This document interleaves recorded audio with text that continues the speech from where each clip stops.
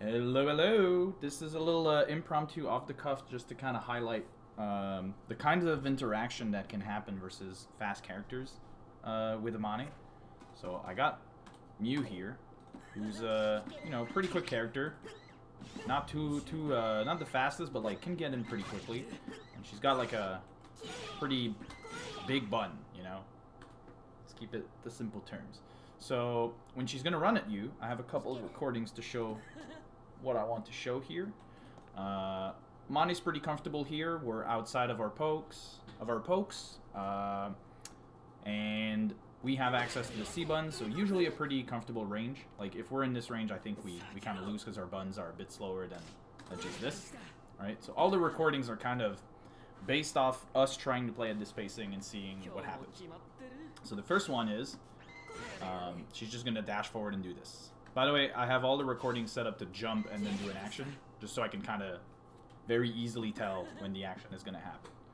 So she jumps, she dash forwards, and she tries to kind of hit the peak of that normal. It's a bit sloppy, but like, she's trying to hit the peak over there. Now, if I try to react to her running forward, right, it leaves me with very little counterplay. Because this is not when I react. I kind of react once she's taken like half of the distance, if not more, right? So now I've reacted. So it's really hard to just be able to counter poke her with that. At best, I can use something like, you know, a almost preemptive 5B to kind of just, maybe stuff her, but, you know, the reward here is a little janky, and if she uses a crouching button or anything else, then we're just kind of whiffing 5B, like, just at this range, you know? But if I try to use, like, anything else to control the space that she wants to move into, it kind of has to be preemptive, right? I'm trying to do 1C here, and, like, yeah, sure, I can stuff her, but I don't think I was reacting to the dash there. If I try to react to the dash, I get counter hit, right? And the much the same thing can happen with 5D. If I want to stuff her here, I want to do it preemptively. Couldn't even see her doing a normal or very much like guessing off of the dash. I'm kind of just going off. She's landing from the jump, and I'm preemptively pressing 5D. Which means that we don't actually know if she's going to dash with a button, right? We're just guessing. So what I propose instead is versus fast characters, when you can't tell when they'll enter like this range, instead you'd kind of move with them. So here it kind of failed, but I'm trying to, as I see her move forward just a little bit, hop backwards, right? That's a little hard, but at least if I do it without reacting, right? Land, I do it. I'm not taking a risk, unlike the other ones. Like, if I press a button, it's a bigger risk than if I'm jumping backwards at this space. And the benefit is, once I've done that, I can kind of punish that, you know? A little bit. Struggling a bit here. Maybe I don't get the punish, maybe I'm too slow, but at least I'm taking my turn, right? And I'm not taking a risk. But if I do manage to get the punish, it's full combo. Full combo. And the corner, right? So what I want you to know is it's hard to react to movement that's this fast and make a proactive decision because our normals are slow. So instead I'm doing less risky options to kind of move outside of the normals range, right? If she's using something, if she's dashing forward, I might also do a preemptive hop forward to kind of just jump over, right? And that's also its own punish in its own right, so oop, maybe not like that.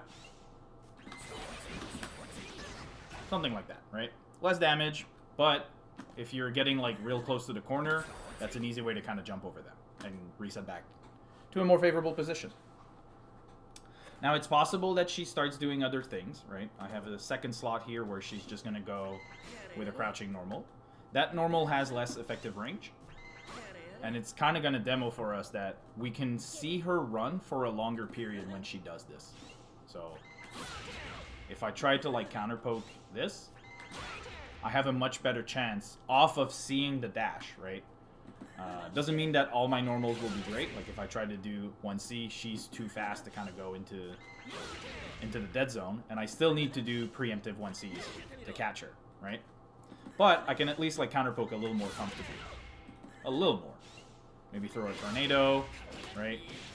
A bit easier. If I tried doing the tornado versus 5C, it's really hard because, again, I need to do it preemptively. So now, to go back to our example. We are starting to do this. So what does the Mew can do, right? Well, if she wanted to hit us or push us to the corner, right? She would have to go further because we're now, like when she connects that move, we're now here, right? We're much further. Oops, I didn't hide the menu. Oh well. But you can get the idea. Like I'm no longer at the effective range of that poke. I'm further out. So she might start to walk more carefully or anything like that, but let's keep it to a simple direct interaction, right?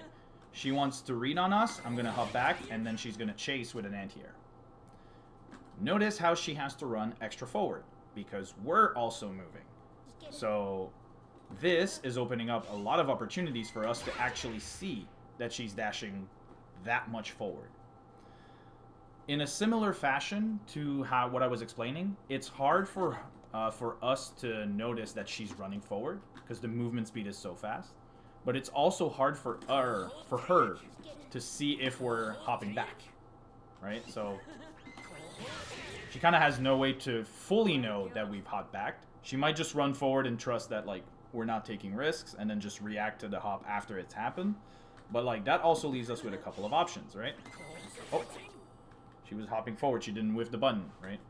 That might also be an answer that we have for the first situation, where she's just hopping, doing a basic button, and then we're hopping forward, maybe on a read.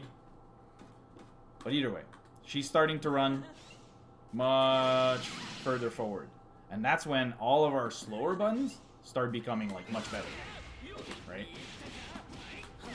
So it's weird. This is not a poke that wins versus any of our things, but because we're adding leverage by going backwards, or by simply like going forward and creating these weird spacing situations, right? Then we can start to like counter poke with normals that shouldn't win. That shouldn't win based on button-to-button interactions. This is only because we're forcing her to commit to more forward movement so that she can hit us, right? So that her regular normals whiff, we're putting ourselves out of range. She has to run further. Because she has to run further, it's easier for us to play counter poking and stuff the approach. Use a bit of a weird case because she can also do something else. So instead of chasing us forward, she can try to gain an advantage for later in the match by summoning these little bits, right? And this kind of makes it difficult for us because if we're trying to stay at that range so we can have time to hop backwards, right, and stay outside of our like faster decent normals, then while we're trying to like either move back, she also gets a benefit from moving back, right? And I think she gets a better benefit than us because if we start charging, she runs forwards really fast, and then we're kind of forced to block her things. And if she starts placing lasers while we build drill, then like, yeah, we have drill, but we're probably giving her frame advantage to kind of win the next interaction. So you're kind of trading off like the ability to have level 2, maybe level 3, for her getting like a free turn. Big air quotes here, you can't see me, but like that's kind of the general idea of what the reward structure of those interactions. So one thing that we can do instead is try to chase her. But as you can see, if I'm trying to guess when she's going to do a laser, or if I'm trying to react, there's a good chance that I whiff, right? If I do it preemptively because I know it's coming, then like there's a better chance that I can connect, right? But that's on me to guess how she's going to move backwards, right? Because she can move backwards pretty fast, and if I'm not like confidently chasing her, right, then I don't have a great chance of connecting those normals. There's other ways to like move around this. Probably you can probably summon a little thing on the ground over there and yada yada. But like, we still have to keep her in check for moving backwards because she gains something that I think is possibly better than ours. Okay, so we can't do it on reaction. We kind of have to do it on a read. And the other thing is, well, if we're starting to read that she's going to do this, and we're kind of running forward with the intent of doing this, suddenly we lose to the, like, really hard to reacting, right? We're here, we're thinking she's going to move backwards, and then we're point blank off of a, like, 5C or 2B or something like that, right? Because remember, when she's here, it's really hard to watch her move forward and act accordingly. It's really hard.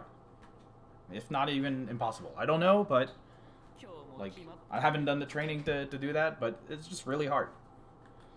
So we can't super easily chase forward with 5C, right? Or at least not on reaction.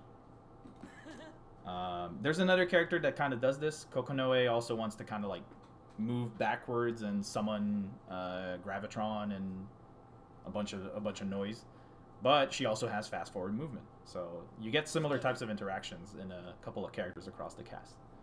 So my lesson here, if the character is moving fast, these normals become like very chaotic to use. And they much more rely on like successful prediction, right? Not reactions. Instead, as long as you're moving, you're not taking that many risks. You're not committing to something for too long, right? You can change your mind a bit more easily. Hopefully you enjoyed that. Hopefully that helps. Thank you for watching. Bye-bye.